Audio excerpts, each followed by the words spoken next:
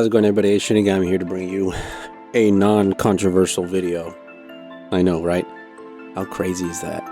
Don't worry, we got Assassin's Creed Shadows next week, which is going to give us plenty of content to talk about, because from misusing Chinese architecture and implementing it in feudal Japan to completely stepping back from having Yasuke as the protagonist and cutting out scenes that he had, all to make it more like, oh, he really wasn't the main protagonist. It was this chick that was actually the... No, we'll talk about that next week. This time, today, we're talking about the Fantastic Four trailer that came out, and funny enough, I actually think it looks solid. It doesn't look like a heaping pile of shit, because they actually, guess what, made it comic accurate. And at least from the little bit you can hear from the characters, they sound like how they should be sounding, right? They speak how they should be. Now, I know there's a little bit of controversy, well, I guess you could say that, with how some people didn't like Ben Grimm looking the Thing. But honestly, it looks a lot better than some of the past shit they were putting out. So, I, for one, think it looks fine, but I'm just a random fuck on the internet. You don't have to listen to me, but let's take it away and see what they've got for us. And hopefully, we don't get fucking... Nah, we know how to get through the copyright. We'll figure it out. Welcome to the Baxter Building. We make a point to do family dinner every week. Sunday at 7, on the dot, no matter what. We're all here. Herbie, how's that sauce coming? Yeah, I'll be the judge of that. Okay. Okay, is this guy good or what? I want to add a couple cloves of garlic. Not because it's not delicious, I just want to add a little bit of zip, okay? And already, see, first bits, costume looks good. They got Herbie there, which they didn't actually have in the other iterations, which is kind of sad. And the good thing about this is it's basically like a timepiece, so we don't have to worry about all that gobbledygook with modernizing them, making them look like the 2025 version. No, they look like closer to what Jack Kirby and them designed. And yes, the Thing does look better. Some people complaining, why is he wearing a shirt? Who gives a shit, okay? This actually looks so much better than the previous one, for sure, where the fucking Thing was just basically naked, right? But let's keep on listening and see how it goes. Okay. T-5. Before we went up the first time, you couldn't turn invisible. Ben wasn't a rock. The best pilot in the world right here. Yeah. Best looking, he means. And Johnny never caught fire. Ben has always been a rock. Johnny is Johnny. Hi!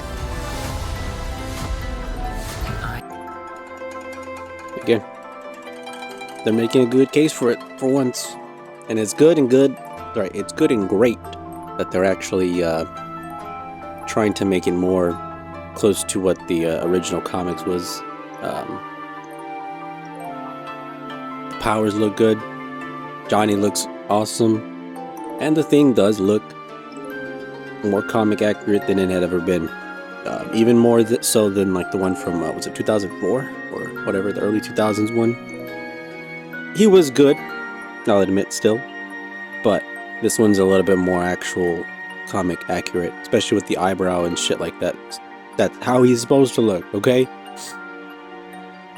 I am right here. Whatever life throws at us, we'll face it together.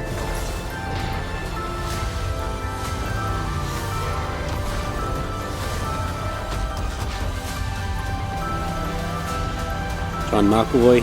Shoo. As a family. There we are.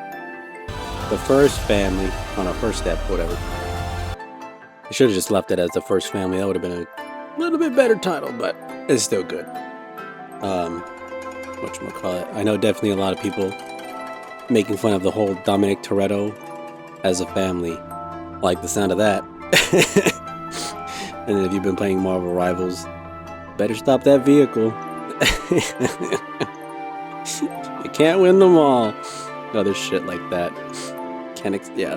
Oh man. Like this just at least feels definitely like a pivot in the right direction as opposed to what we had before. And I'll show you, look. This is what the thing looked like previously. This one's garbage. This one is good, but still could be improved upon. And then we're at the point right now where this one is the most accurate. Obviously, if you're going to go off of Marvel Rivals, this one looks the most badass. Let me see, right there. But that's just me, because I like that game right now. But even then, from the 1994 original, you could tell Ben Grimm actually looks really close to this fucking iteration, right? And this is how he's supposed to be. Like, it fucking works.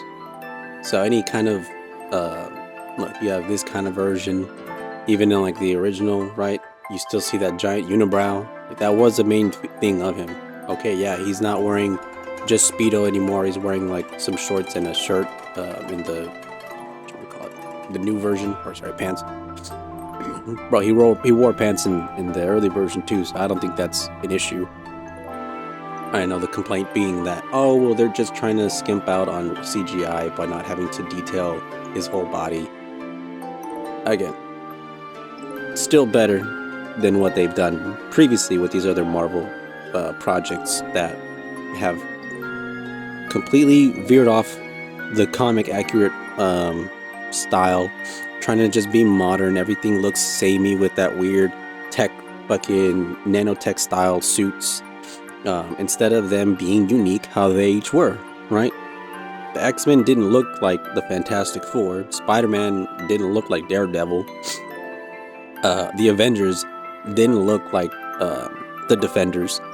Shit like that, right? And this just promotes, make the styles, yeah, individuality, make those art styles pop, you know? They don't all have to be the same old fucking costume designer. And that's like the one thing that really has plagued modern Marvel, where before everybody had their own unique suit, right? Cap suit before it, you know, became more modern. It looked fucking World War II-esque. Like, I would actually see someone possibly wear this into combat. Iron Man suit, obviously the practical effects made it look so much more realistic and better when he didn't have the nanotech. Thor, when he actually had the scales for his sleeves, right? Even think of Endgame, not Endgame, Infinity War Thor. But if he still had the like a headpiece or something like that, would have been fucking bomb. Things like that, right? They give them such a good personality, but when you just outfit them to be all the same, it loses that magic, right? The whole reason of these comic book characters popping and coming out from the book and crossing paths with other heroes and villains, they should look different. They should feel unique to themselves.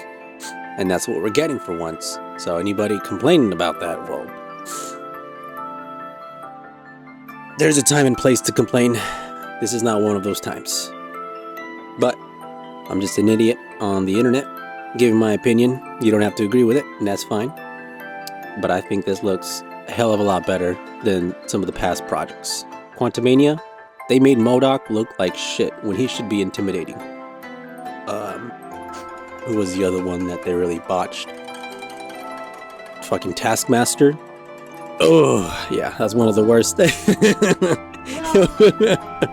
Taskmaster was supposed to be a dude, and he was supposed to be able to copy people's moves, not some fucking, not some program chip that he puts in his fucking, in their brain. No, I know, but like, or she, my bad.